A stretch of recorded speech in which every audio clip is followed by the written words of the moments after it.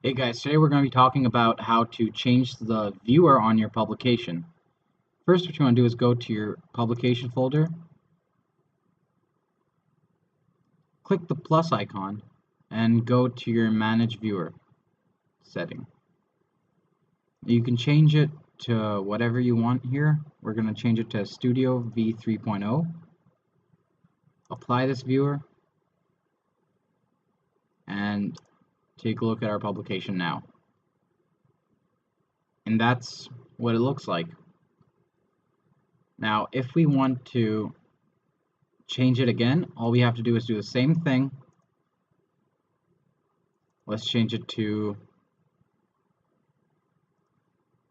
PageTurnPro Media.